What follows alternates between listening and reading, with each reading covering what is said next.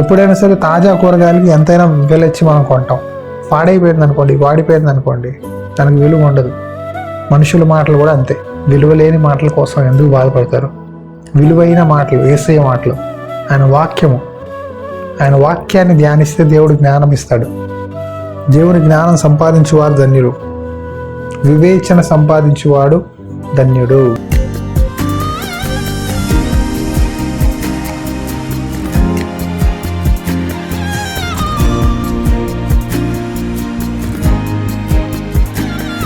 సామెతలు 3వ అధ్యాయంలో 13వ వచనం, జ్ఞానం సంపాదించువాడు ధన్యుడు, వివేచన కలిగిన నరుడు ధన్యుడు. జ్ఞానం సంపాదించాలి. జ్ఞానం అనేది చాలా ముఖ్యం. ఈ జ్ఞానం అనేది పరలోక జ్ఞానం, యేసుప్రభువు వారు ఇచ్చే జ్ఞానం. ఎవరికైతే జ్ఞానం ఉంటుందో వాళ్ళు అన్నిటినీ ఎదుర్కొంటారు, అన్నిటినీ పరిశీలిస్తారు, అన్నిటినీ చక్కగా అర్థం చేసుకుంటారు. ఎవరైతే జ్ఞానం సంపాదించుకుంటారో అంట వాళ్ళ కుడి చేతిలో దీర్ఘాయుష్యు, ఎడం చేతిలో ఐశ్వర్యము, ఘనత ఉంటుందంట.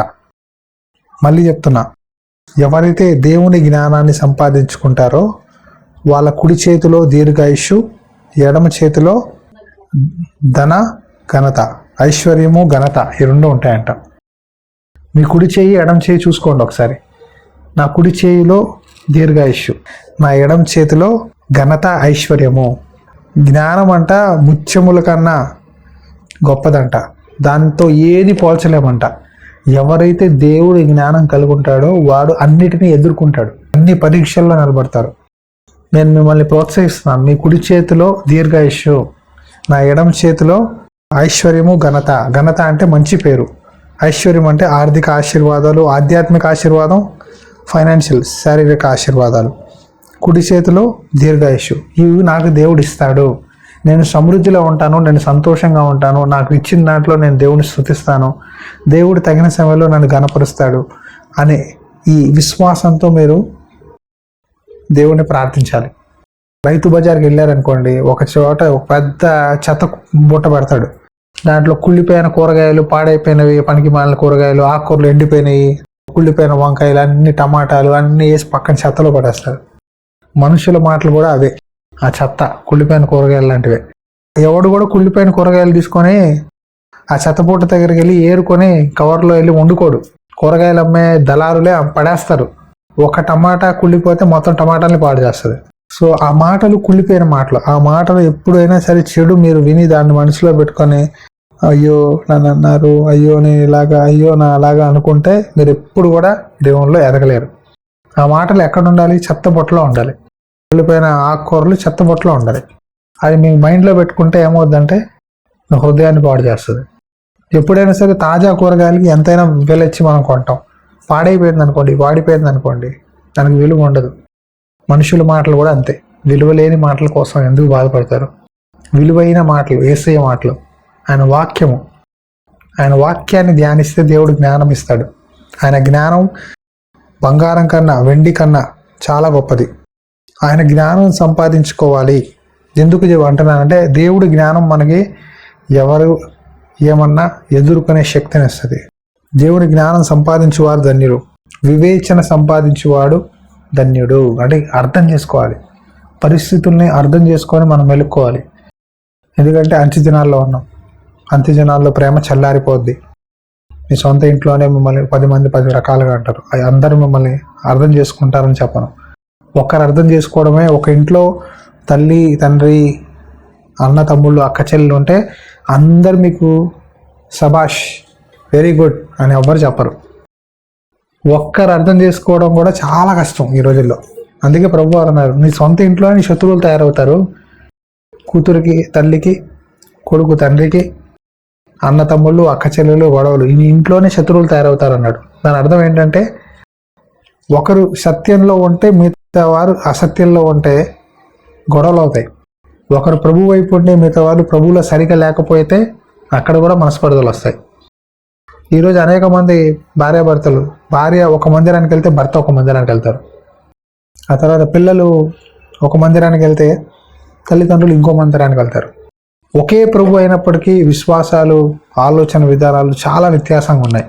ఇలాంటి కాలంలో మనం దేవుడితో ప్రార్థించాల్సింది ఏంటంటే, ప్రభువా నాకు ఊర్చుకునే శక్తి దయచేయి, నాకు ప్రేమ దయచేయి, క్షమాపణ దయచేయి, కనికరం దయచేయి. ఒకసారంట యేసు ప్రభు దగ్గరకంట సీమోను అనే ఈ వ్యక్తి, ఈ ఫరిసేయుడు అంట, అతనికి కుష్టి రోగం ఉందంట. అతన్ని దేవుడు బాగు చేస్తే అతని ఇంటికి ప్రభు వారు వెళ్ళి కూర్చుంటే భోజనం పెడితే ఒక స్త్రీ వచ్చిందంట. ఒక స్త్రీ, పాపాత్మురాయలని స్త్రీ అని రాయబడి ఉంది. ఆ స్త్రీ వచ్చి తన కన్నీటితో యేసు ప్రభు పాదాలు కన్నీటితో తడుపుతూ, ఆయన పాదాలు కన్నీటితో తడిపింది కదా అని వెంటనే తన వెంట్రుకలు, తన జుట్టుని తీసి ఆయన కాళ్ళు తుడిచి దాని దగ్గర ఉన్న విలువైన అత్తరు పోసిందంట ఆయన పాదాల మీద. పోయంగానే ఆ ఫరిసేయుడు ఎవరింటికైతే ప్రభువారు వెళ్ళారో సీమోను, అతను మనసులో అనుకుంటున్నాడంట, ఏంటి ఈ పలానా ఈ పాపాత్మురాలైన స్త్రీ వ్యభిచారి, ఊర్లో వ్యభిచారి వచ్చి ఇక్కడ కూర్చొని ఆయన పాదాలు పట్టుకొని ఆయన పాదాలకి ముద్దులు పెట్టేస్తుంది, కన్నీళ్ళు పడిపోతున్నాయి, జుట్టుతో తుడిచేస్తుంది, తను నచ్చినట్టు చేసేస్తుంది. యేసుప్రభు వారు ఏంటి ఏం మాట్లాడరు, ఈ నిజమైన ప్రవక్త అయితే, ఈ దేవుని కుమారుడు అయితే ఈయనకు తెలుస్తుంది కదా, ఏం చెప్పడేంటండి అని మనసులో అనుకుంటున్నాడు. అనుకుంటే వెంటనే ప్రభు వారు సీమోను వైపు తిరిగి ఆ ఫరిసేయుడి వైపు అన్నారంట, సీమోను, నువ్వు ఎందుకు ఇలా అనుకుంటున్నావు అమ్మాయి గురించి? చూడండి, ఒక మాట ఉంటుంది లూకా సువార్తలో, లూకా 7:39-40. ఆయనను పిలిచిన పరిసయుడు అది చూచి, ఈయన ప్రవక్త అయిన ఎడల తన్ను ముట్టుకున్న ఈ స్త్రీ ఎవతియో ఎటువంటిదో ఎరిగి ఉండును, ఇది పాపాత్మురాలు అని తనలో తాను అనుకొనెను. అందుకు యేసు, సీమోను, నీతో ఒక మాట చెప్పవలనని ఉన్నాను అని అతనితో అనగా, అతడు, బోధకుడా, చెప్పమనెను. చూడండి, ఇక్కడ నేను ఈ ఉపమానంలో ఒక పాయింట్ ఈరోజు నేను చెప్పే అంశంలో హైలైట్ చేయాలనుకుంటున్నాను. ఏంటంటే, ఈ ఫరిసేయుడు అంట ఈ అమ్మాయిని పాపాత్మురాలుగా చూశాడంట. తన దృష్టికోణంలో ఈ స్త్రీ వ్యభిచారి స్త్రీ, పాపాత్మురాలు. కానీ యేసుప్రభు దృష్టిలో ఆవిడ పాపాలు క్షమించబడి పరిశుద్ధురాలుగా కనిపిస్తుంది. ఆయన ఏమన్నాడు, ఈమె విస్తారంగా పాపం చేసింది కాబట్టి విస్తారంగా క్షమించబడింది అంటూ ఒక ఉపమానం చెప్పారు. ఒకడు 500 దినారులు, ఒకడు 50 దినారులు. 1 దినారు అంటే ఒక రోజు కూలి అండి, అంటే ఒక రోజు జీతం, మీరు సంపాదించే ఒక రోజు జీతం. అలా 500 రోజుల జీతం అంటే ఇంచుమించు ఒక 2 సంవత్సరాల జీతం అనుకోండి. ఉదాహరణకి 2 సంవత్సరాల జీతంని నేను ఒకడు అప్పు తీసుకున్నాడు, అది క్షమించబడింది. ఇంకోటి 50 రోజుల జీతం, ఆ 50 రోజుల జీతం క్షమించబడింది. ఎవరిది ఎక్కువ క్షమించబడింది అంటే 500 దినారులదే కదా అని. అలాగే మనుషుల దృష్టిలో మీరు ఒకప్పుడు ఇతను ఇలాగా, వాడలాగా, వీళ్ళలాగా అని చాలా అనొచ్చు. కానీ ఎప్పుడైతే ప్రభువారు పాదాలు పట్టుకుంటారో, ఎప్పుడైతే రక్షణ పొందుతారో, మారు మనసు పొందుతారో, ప్రభు కోసం నిలబడతారో, ప్రభు పరిచర్లో మీరు సేవ చేస్తారో, దేవుడు చాలా ఘనంగా చూస్తాడు. అందుకే ఆయనతో సీమోన్తో అన్నాడు, ఈ స్త్రీని చూసావా సీమోను, నీ ఇంట్లో వచ్చా, కనీసం నువ్వు కాళ్ళు కడుక్కోవడానికి నీళ్ళు ఇవ్వలా, నువ్వు నాకు ముద్దు పెట్టలేదు. ఈ స్త్రీ వచ్చినప్పటి నుంచి తన కన్నీటితో నా కాళ్ళని కడిగి నన్ను ముద్దు పెట్టుకుంటూ నా పాదాలకి నా కాళ్ళు తుడుస్తూ నాకు నూనె అంటి అత్తరుతో నా కాదాలని అభిషేకించింది. ఆమె విస్తారమైన పాపాలు క్షమించబడ్డాయి. ఆమె ఎక్కువగా ప్రేమించింది కాబట్టి ఎక్కువగా క్షమించబడింది అన్నాడు. ఎవరైతే ప్రభువుని ఎక్కువ ప్రేమిస్తారో దేవుడు వాళ్ళ ఎంత పాపం ఉన్నా సరే వాళ్ళని క్షమించి వాళ్ళు గనులుగా చూస్తాడు.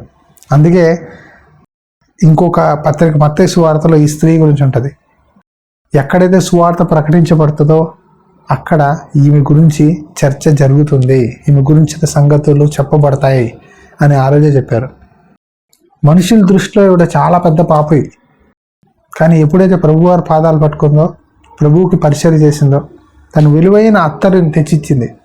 ఆ అత్తరు చాలా విలువైందంట.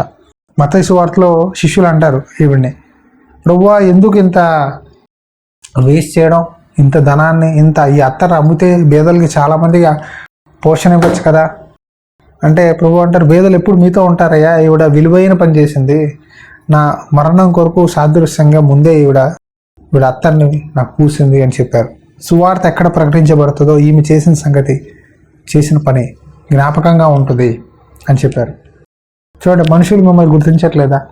మనుషులు మీరు దేవుని కొరకు చేసిన పనులు, దేవుళ్ళలో నిలబడినందుకు, ప్రార్థన చేసినందుకు, దేవుడిని నమ్ముకున్నందుకు అవమానిస్తున్నారా? కానీ దేవుడి దృష్టిలో మీరు గనులుగా ఉంటారు. సీమోన్తో కూడా అదే అంటున్నారు. ఈవిడ చేసిన విషయాలన్నీ చెప్తున్నారు సీమోన్తో. తన కన్నీళ్లతో నా కాళ్ళను తుడిచింది, తన వెంట్రుకలతో శుభ్రపరిచింది, అత్తరు పూసింది, నూనె అంటింది. ఎంత బాగా చెప్తున్నారు అండి ప్రభువారు. ప్రభువారి దృష్టిలో మీరు చెడ్డవాళ్ళు కాదు, మనుషుల దృష్టిలో మీరు చెడ్డవాళ్ళు, కానీ దేవుడి దృష్టిలో మీరు గనులు. దేవుడు మీరు చేసే ప్రతిదీ దేవుడు చూస్తున్నాడు.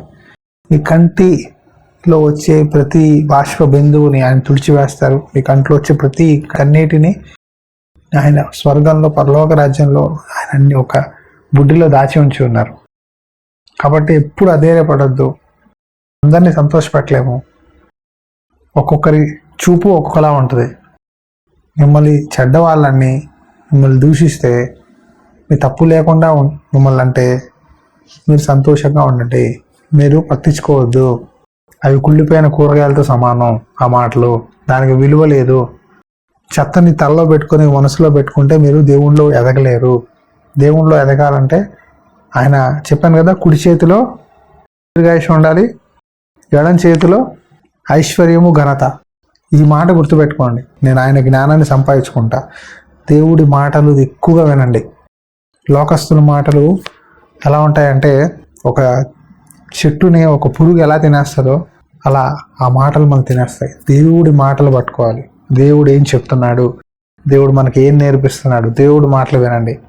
దేవుడిని ప్రేమించండి. ఎక్కువగా దేవుడిని సంతోషపెట్టడానికి ప్రయత్నించండి. ఈ స్త్రీని ఎన్నో మాట్లాడినారండి అక్కడ. యేసు శిష్యులు అన్నారు, ఈ సీమోన్ అనే ఫరిసీయుడు అన్నాడు, కానీ తను ఎవరి మాటలు పట్టించుకోవాలా. ఎవరేమంటే అనుకోని, నేను యేసు ప్రభు పాదాలు పట్టుకోవాలి, నేను ఆయన ముద్దు పెట్టుకోవాలి, ఆయన పాదాలని, నేను నా పాపాలన్నిటిని క్షమాపణ ఆయన పాదాల దగ్గర పొందాలి, నా దగ్గర విలువైన అత్తరు నేను ఆయనకి ఇవ్వాలి, నా జీవితాన్ని ఇవ్వాలి అని తను సమర్పించుకుంది. అంతమంది పురుషుల ముందు, అంతమంది ముందు ఆమె ధైర్యంగా చేసిందంటే చాలా గొప్ప పని. ఈరోజు మీరు కూడా దేవుడి కొరకు, మనుషులు మిమ్మల్ని ఎన్నన్నా ఏమన్నా, ప్రభు పాదాలు పట్టుకోండి, ఆయన పాదాలని ముద్దు పెట్టుకోండి, మీ విలువైన జీవితాన్ని ఆయన పాదాల దగ్గర పోయండి. నేను నా భార్య అదే నేర్చుకున్నాం. ఆయన పాదాల దగ్గర ఉండడం శ్రేష్టము, ఆయన మాట ఎన్నో శ్రేష్టం. ఆయన ఎప్పుడు ఎలా చెప్తే అలా వినడం మంచిది. ఎప్పుడు సేవ చేసినా, పాట పాడినా, ప్రార్థన చేసినా, దేవుడికి నచ్చినట్టు మనం జీవించినప్పుడు దేవుడు మనకు తోడుగా ఉంటాడు. దేవుడికి నచ్చకుండా మనం ఏది చేయకూడదు, ఆయన చిత్తానికి దాటి మనం ఎక్కడికి వెళ్ళకూడదు అని ఆయన బలిష్టమైన చేతి కింద అణిగి ఉండండి. తగ్గిన సమయంలో ఆయన హెచ్చిస్తాడు. ఆయన చేతిలో ఉంటే ఆశీర్వాదం ఉండి. చాలాసార్లు మనం ఎగురుతాం, పైకి వెళ్ళాలి, ఏదో ఒకటి చేయాలి. ఇప్పుడు మన సొంత ప్రయత్నాలు చేయకూడదు. ఎప్పుడు కూడా దేవుడు మాట అయినప్పుడు దేవుడు సమాధానం, సంతోషం ఆశీర్వదిస్తాడు. కాబట్టి మనుషుల మాటలు పట్టించుకోవద్దు. దేవుడిని ప్రేమించండి.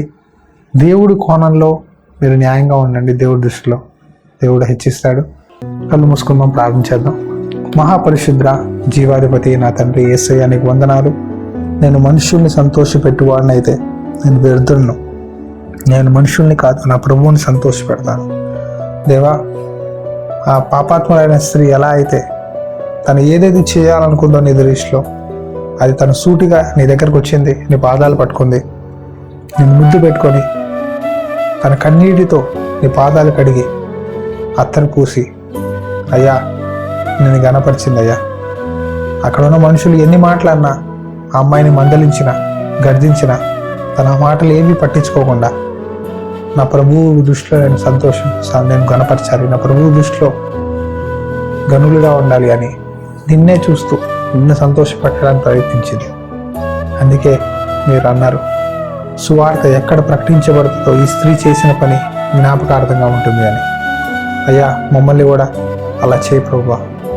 మనుషుల మాటలకు కుంగిపోక, మనుషుల మాటలకు వెనక్కి వెళ్ళిపోకుండా ఎల్లప్పుడూ ప్రభు పనిలో ముందుకు సాగేవారిగా మమ్మల్ని మేము ప్రోత్సహించుకోవడానికి సహాయం చేయి. యెహోవా, జ్ఞానం పొందువారు ధన్యులు, వివేచన పొందువారు ధన్యులు. వాళ్ళ కుడి చేతిలో దీర్ఘాయుష్యు, ఎడం చేతిలో ఘనత ఐశ్వర్యాలు ఉంటాయన్నాం. మాకు దీర్ఘాయుష్యు, ఘనత ఐశ్వర్యాలు ఈ వాక్యం వింటున్న ప్రతి సహోదరులకు దయచేయండి.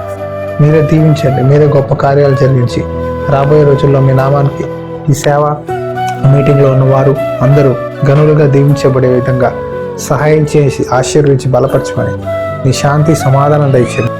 యేసయ్య నామములో అడిగి వేడుకుంటున్నాం పరమ తండ్రి. ఆమేన్, ఆమేన్. తండ్రి యొక్క దీవెనయు, కుమారుని కృపయు, పరిశుద్ధాత్మ ఆదరణకర్త అన్యోన్య సావాసం సన్నిధి సదాకాలం మీకు తోడై ఉండి నడిపించునుగాక. ఆమెన్.